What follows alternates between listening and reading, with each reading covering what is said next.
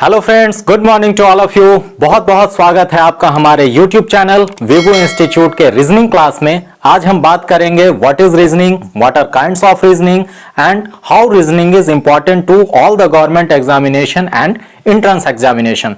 तो let us begin. Reasoning क्या है? रीजनिंग को हिंदी में तर्क शक्ति कहते हैं, तर्क शक्ति परीक्षण। जब भी हम अपने तर्क के अनुसार, अपने बुद्धि क्षमता के अनुसार किसी भी प्रश्न को सकारात्मक उत्तर देते हैं या उसका सॉल्यूशन निकालते हैं, उसे हम रीजनिंग कहते हैं। Test of reasoning is a method of measuring the mental capabilities and capacities of a candidate. Reasoning से पता किया जाता है कि किसी भी अभ्यर्थी की क्षमता क्या है, वो उस एग्जाम के लिए क्वालिफाई कर पाएगा या नहीं कर पाएगा, या फिर जो भी एग्जाम, जिस भी डिपार्टमेंट का एग्जाम है, उस डिपार्टमेंट के लिए वो एलिजिबल है या नहीं है। There are 3 types of reasoning. First is the verbal reasoning. Verbal reasoning क्या होता है? मतलब कि that reasoning which consist of word information and which is solved by language based information. यानी कि वैसा तर्क शक्ति परीक्षण जिसमें कि शाब्दिक संकेत हो, और वो संकेत को बनाने के लिए जब हमें भाषा आधारित सूचना की जरूरत होती है तो उसे हम वर्बल रीजनिंग कहते हैं। वर्बल रीजनिंग में करीब करीब बेसिकली 15 टाइप्स का रीजनिंग आता है, जो है आपका coding, decoding, analogy, classification, alphabet test, word formation, sitting arrangement, direction test, sequence, number का सीक्वेंस, रैंक का सीक्वेंस, टाइमिंग का sequence, puzzles, number and letter series, missing character, mathematical operation, C का मतलब क्लॉक यानी कि घड़ी, सी कैलेंडर यानी कि दैनंदिनी, और सी क्लरिकल एप्टीट्यूड। उसके बाद आता है एज बेस्ड प्रॉब्लम और फिर blood relation. Next type of reasoning is logical and analytical. अब लॉजिकल और एनालिटिकल रीजनिंग क्या होता है?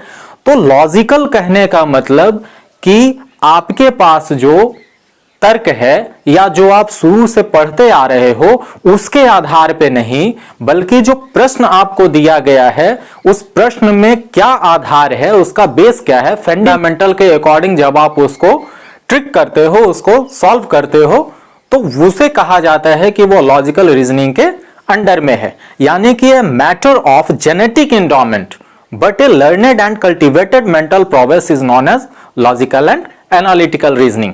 यानी कि जो प्रश्न दिया गया है वो प्रश्न के आधार पे, उस तर्क के आधार पे जब आप उसको हल करते हैं तो वो लॉजिकल एंड एनालिटिकल रीजनिंग के अंडर में आता है।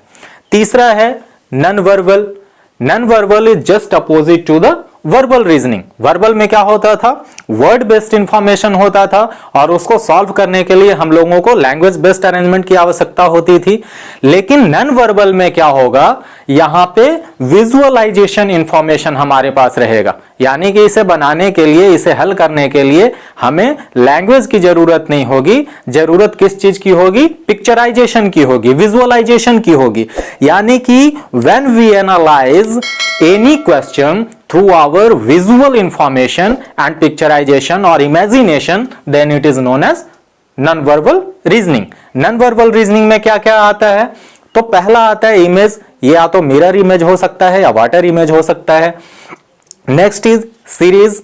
आगे देखेंगे तो एनालॉजी, फिर क्लासिफिकेशन, फिर पेपर को जब आप फोल्ड करते हैं या कट करते हैं तो उससे कौन कौन सा इमेज बनेगा, ये भी आपका नॉन वर्बल रीजनिंग में आता है। Another is figures. फिगर्स होता है आपका 6 टाइप का। पहला होता है ग्रुपिंग ऑफ फिगर्स, दूसरा है formation of figures, third is counting figures, fourth is embedded figures, fifth is completion of figures and the last is matrix of figures और फिगर मैट्रिक्स। और जो लास्ट आता है वो होता है आपका क्यूब और डाइस। तो इस तरीके से हमने देखा कि रीजनिंग क्या है और रीजनिंग का कितना टाइप्स है।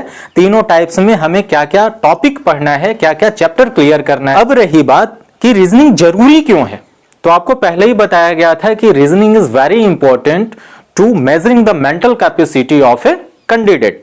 आप जब एग्जाम्स की तैयारी कर रहे हैं तो आप करीब करीब 10 प्रीवियस ईयर्स का जब आप क्वेश्चन बैंक उठा के देखोगे, किसी भी एग्जाम का, चाहे वो IBPS हो, SSC हो, रेलवे हो, मैट हो, जैट हो, क्लैट हो, होटल मैनेजमेंट हो, या एक्साइज ड्यूटी हो, या PSC सर्विसेज हो, तो सारे गवर्नमेंट एग्जामिनेशन में रीजनिंग बहुत ही ज्यादा इंपॉर्टेंट वैल्यू रखता है।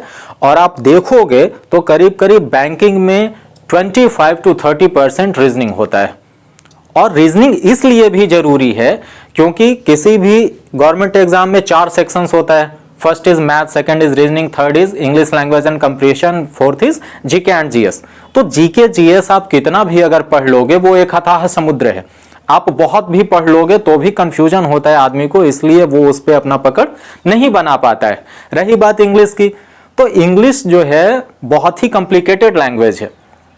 ये फनी लैंग्वेज भी है और कॉम्प्लिकेटेड भी है। और खास करके जो हिंदी भाषी क्षेत्र से लोग आते हैं उनके लिए अंग्रेजी माध्यम ज्यादा परेशान कर देने वाला होता है।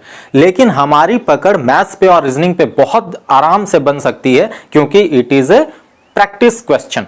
आप जितना ज्यादा प्रैक्टिस करोगे, जितना ज्यादा आप उसको बनाते रहोगे, निरंतर अभ्यास से आप उसमें सतत सफलता हासिल कर सकते हैं। तो रीजनिंग पे पकड़ बनाना बहुत जरूरी है। और रीजनिंग किसी भी एग्जाम का एक खास अंग होता है।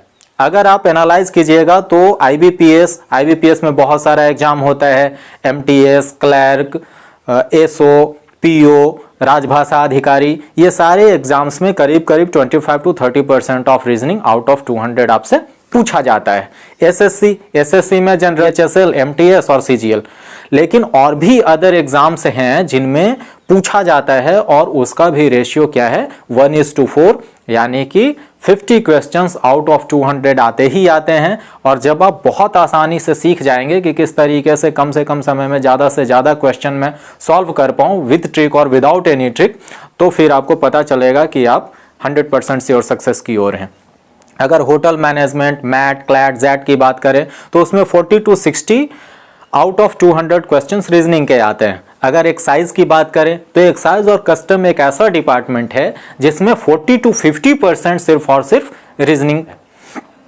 उसके बाद हो गया आपका RRB या रेलवे, इसमें ज़्यादातर जीके जीएस होता है, रीजनिंग बहुत कम होता है, लेकिन फिर भी 20 to 30% इनमें रीजनिंग होता ही होता है। हमारा आज का वीडियो आपको कैसा लगा कमेंट सेक्शन में जाके जरूर से जरूर बताएं। और हमारे नेक्स्ट वीडियो के लिए सब्सक्राइब करें, लाइक करें, शेयर करें एंड कमेंट करें। Thank you for watching.